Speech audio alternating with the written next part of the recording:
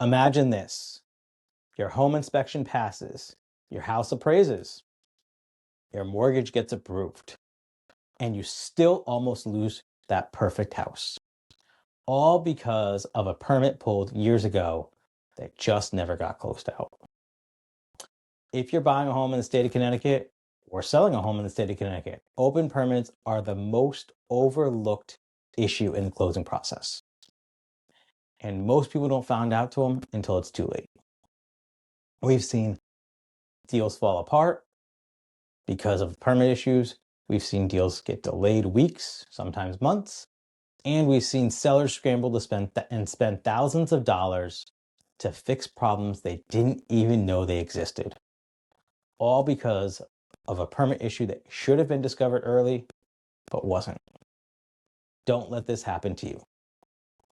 So I'm going to tell you the story of John. John is one of my clients. He bought a house. Him and his wife bought a house 20 years ago. They've lived in the house.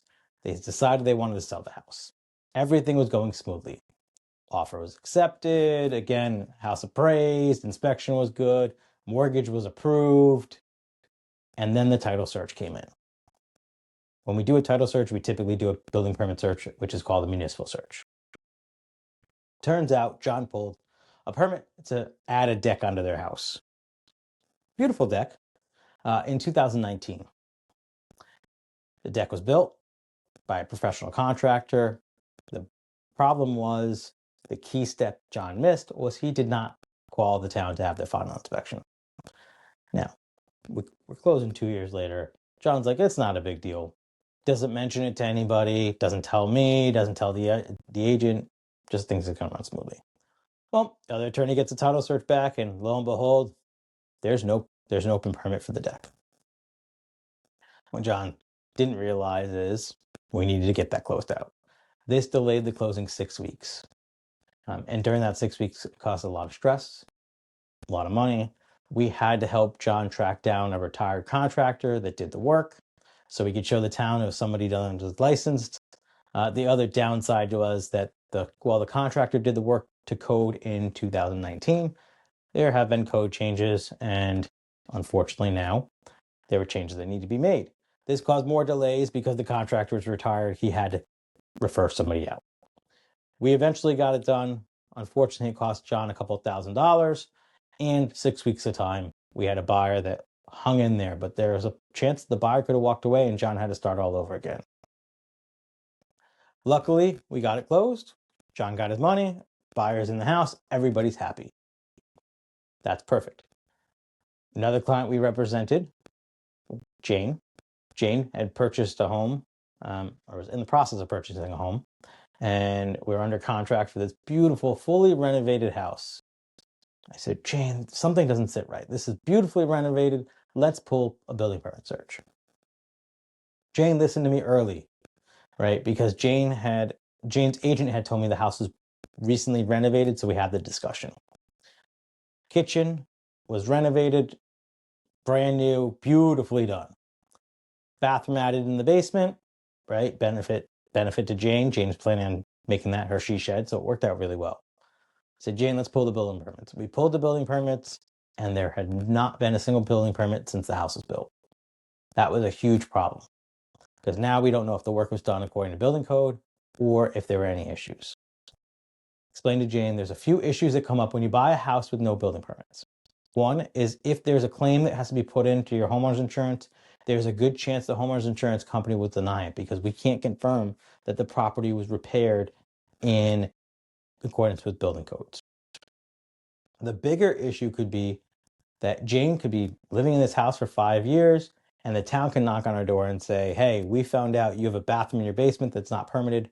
We need you to rip it out. Now, the problem is, with Jane's clothes, she's living in the house. She was using that bathroom. Now she's got to rip that bathroom out, which is a cost to her. Plus, she needs to go back if she wants to add that bathroom back and get a new building permit, pay a contractor. It gets expensive. And luckily for Jane, she worked with us and we were able to do a building permit search to discover this before we closed. Now, this did delay our closing 2 months because the contractor needed to go out and get the owner of the property was a contractor. The contractor needed to go out and get the appropriate permits, make sure that everything was up to code. Luckily for him, everything was to code, but there was still a process where the town needed to come out and inspect. And just keep in mind, in those situations, the town's going to be quite upset that somebody did that. So they're going to nitpick on little things. Luckily, everything was immaculately done.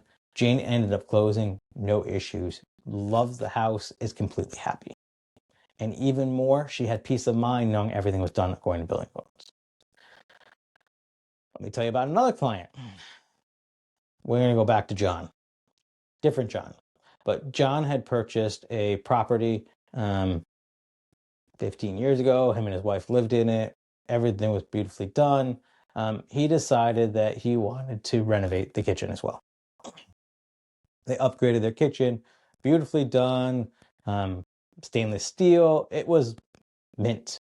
Everybody would be envious of this. John did the right thing. He pulled the permits, got a contractor, kept everything going. John also made the fatal mistake, as the other John did, and he forgot to close out the permits. But for John, the advantage of this was this work was done 10 years ago. And Connecticut has a state statute that says that under certain conditions, if a building permit is open for more than 9 years, it is closed automatically by state law. And we're going to go on to tell you our last client, Debbie. And Debbie was the do-gooder, right? She did it right. Debbie had wanted a bathroom basement, and she went and she applied for a permit. In the basement, she added a bathroom, pulled the permits, went through the process with her contractor, and got the permits closed out. Debbie is your normal, smooth closing. Debbie is one of our ideal clients because everything is done and there's not extra stress added to the situation. So if you're going to be buying a home, make sure you check it. If you're selling a home, make sure that you pull your building permits and make sure that they're closed. So there's 4 key lessons here. One is make sure you run a permit search before you close, and that is done by the attorney. The thing you got to understand, we don't get to see the property, right? And I have no idea what the property looks like that you're buying. I can see the pictures online, but I can't tell if something's been done recently or 6 months ago or a year ago or 10 years ago. It's hard for me to tell from pictures. So you need to tell me if there's things you're concerned about. If you're buying a newly renovated house, if you call me and tell me we need to run the building permit search early in the process, we will do that. But if you don't tell me, I don't know. Understand that Connecticut has a statute that really does help our sellers. It is something that automatically happens. We need to call the town to get it closed. The key here is your closing attorney will know that. It does protect your sellers and your buyers. The buyer does just have a little bit of a concern that maybe things weren't finally inspected, but the towns will close out the permit, so you don't have to worry about it getting ripped out or an insurance claim being denied. The biggest risk out there is unpermitted work. It happens frequently. Anytime you're buying a house that is considered a flip, where you have a contractor or an LLC selling it, double check those permits. Because if they've done renovations to the house, there's a possibility they have not done it without permits. If you are curious, most towns have a list of what is required as a building permit. If you just search the town you live in and building department, you can find it on their town site, or you can give the building department a call. I'm not going to go through the extensive list with you guys today. It is extensive, but the towns make that readily available. And then closed permits, right? Keep in mind, we are still going to be verifying closed permits, right? If our seller goes and says, I've fixed everything and we're good, we're going to go back after we close. If we found a issue in the building permits, we're going to go back and verify that the permit is closed, because I don't want you to have that headache. And I don't want you calling me a year later saying, hey, you didn't tell me this, right? Or we have this issue. So we want to make sure all those permits are closed. And we will also do ask for the sellers to provide proof. Now, keep in mind, Connecticut does not require certificates of occupancy on minor renovations. You would have to do a full renovation for them to come in and do a certificate of occupancy, which is a little different if you're coming into Connecticut from out of state. So if you're buying a home or selling a home in the state of Connecticut and want to make sure that there are no permit issues that are open, closed, or missing, or something in between, and you don't want this to derail your closing, be sure to reach out to us directly. Or you could send me a DM or drop me the word permit, and I'll be sure to have a conversation with you and get back to you.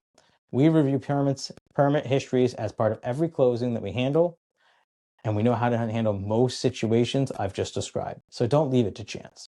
And as always, follow us so you don't end up in one of these stories where follow us so you don't end up in one of these stories. I share real stories from real closings every day, so you can learn exactly what to watch out for, so you can get a smooth and painless closing.